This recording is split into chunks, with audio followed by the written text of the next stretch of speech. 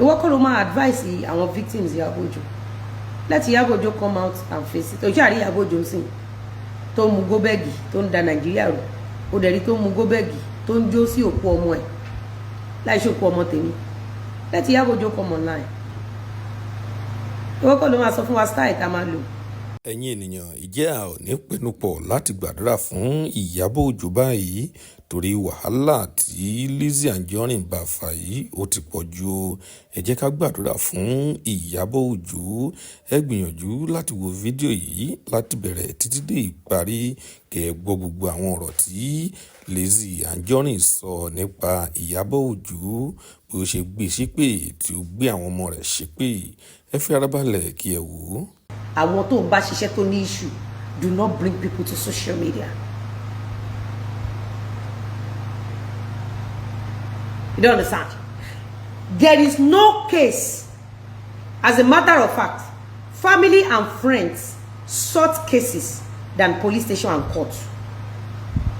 What brought issue of social media? Ìyábọ̀ Òjó is part of people, and this lover, they are part of people that created this intense atmosphere on social media just to subject innocent people to cyberbullying. IYABO OJO never knew that someone like me will understand the game and even play it perfect than them. So always remember, any job opportunities you want to create, remember God is bringing some people that will be perfect than you in that game. Put it. Do you know why I don't communicate to all you bloggers anymore? Do you know why? Tó bá ń bá mi bú Ìyábọ̀ Òjó, tó bá ń bá mi bú èèyàn, tí ń bá wá bá ẹ, ọjọ́ tí ń bá wá bá ẹ, ọjọ́ ẹni mo ti kó sọ́wọ́. Torí pé ìwọ àti Ìyábọ̀ Òjó tẹ́ bá lọ dọ̀rẹ́, á jẹ́ pé Ìyábọ̀ Òjó gan ló rán ẹ wá pé kó wá mọ̀ọ́mọ̀ máa bú òun torí kò sí ète tí ò sí lọ́wọ́ Ìyábọ̀ Òjó. Kò tí sí ète yẹn lórí pé ká fìyàn gba donation lórí cyberspace yìí. Ọ̀gá ni Ìyábọ̀ Òjó.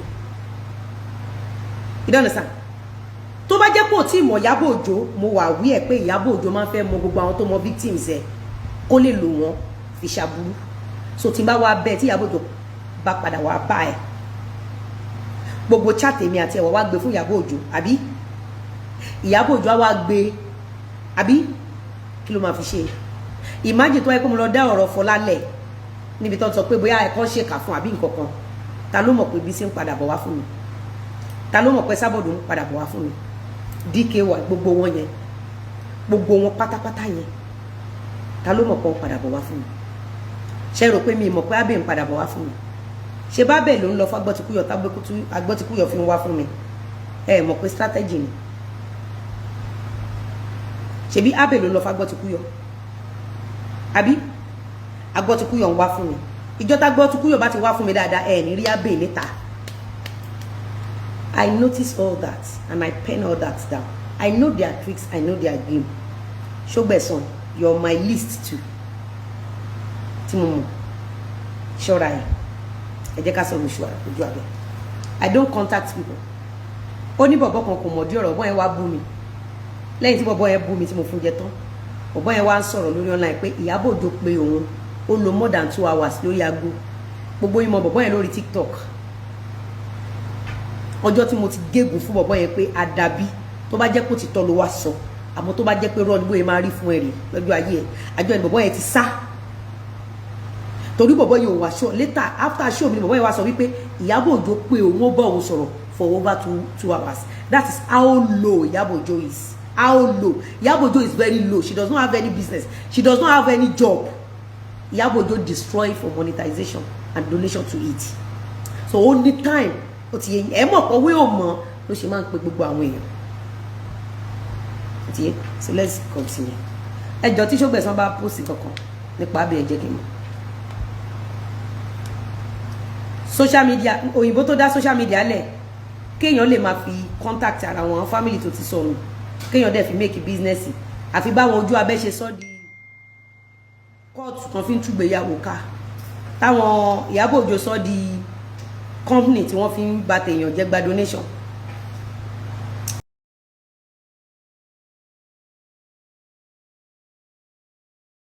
Èèyàn àmọ́ kò tún di PA Ìyábọ̀ Òjó kò tún di yẹn rí.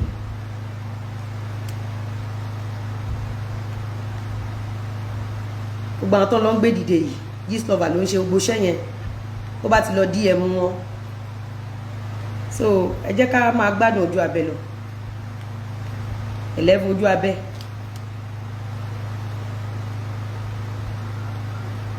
Do other thing. You have been on that for several years, and this is. Wèrè ló kọlù ẹ́. Bí Ìyábọ̀ ṣe fi wá gba donation yẹn for several years. Ó gbọ́yé millions kan náà fi Fọlá gbà lórí Facebook, billions. Kí Ìyábọ̀ Òjó jáde kó wá fáwọn ọmọ ìbúra kó wọn ò gbà ń bẹ. Nígbà táwọn Facebook ṣe tán tí Ìyábọ̀ rí pé gbogbo àwọn bloggers ó ti rẹ̀ wọ́n. Ìyábọ̀ Òjó tún dá Fọlá padà wá sí Instagram. A lè wà lórí ọ̀rọ̀ Ìyábọ̀ Òjó for 20 years títí tí gbogbo á máa fi gba justice. It's none of your dead business. It's none of your dead business ojú abẹ. Ó ti yẹ ìwọ logo náà ó dẹ̀ lọ́mọ nǹkan tó ìwọ níláárí náà àbò níláárí ìwọ jáde síta kó sọ wípé àdàbí tó bá jẹ́ pé irọ́ náà pamọ́ Ìyábọ̀ Òjó ìwọ jáde kó sọ bẹ́ẹ̀. Sọ pé àdàbí tí Ìyábọ̀ Òjó bá mọ nǹkan kan nípa kéèsì Lizzy Anjorin àdàbí tí Ìyábọ̀ Òjó bá mọ nǹkan kan nípa kéèsì Naira Marley tí pọ̀ rí yálà yìí ò bá ti lè jáde kó sọ bẹ́ẹ̀ ojú abẹ́ lọ gbóògùn jẹ́ kó wá bírí tù sí.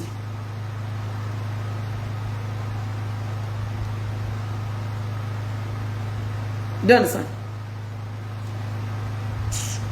The outcome of it. Change your way. Change your pattern to another thing. Swap. Iṣẹ́ wo ló ń ṣe tó fẹ́ advice business tycoon? Kádíyá, business wo ló ń ṣe? Oríire mélòó ló ṣe? Kí ló gbé kalẹ̀? Ìwọ kọ́ ló máa advice àwọn victims Ìyábọ̀ Òjó. Let Ìyábọ̀ Òjó come out and face it. Ojú àrí Ìyábọ̀ Òjó sìn tó mu góbẹ́gì tó ń da Nàìjíríà rú. Ó dẹ̀ rí tó mu góbẹ́gì tó ń jó sí òkú ọmọ ẹ̀. Láì ṣe òkú ọmọ tèmi. Let Ìyábọ̀ Òjó come online. Ìwọ kọ́ ló máa sọ fún wa style tá máa lò. Àbí ẹ̀yin èèyàn mi ṣe ojú abẹ ló máa sọ fún wa. Style ojú abẹ tí ò níṣẹ́. Ojú abẹ tó máa ń bàgbé ìyàwó jẹ́ tó máa ń ba yé àwọn èèyàn jẹ́ sórí TikTok. Ìwọ ló fẹ́ sọ fún wa style tá fẹ́ lò. We are victims of Ìyábọ̀ Òjó. Ìwọ kọ́ ló máa sọ fún wa. Báyìí bá ń dùn Ìyábọ̀ Òjó in return. You can swap. It is easy.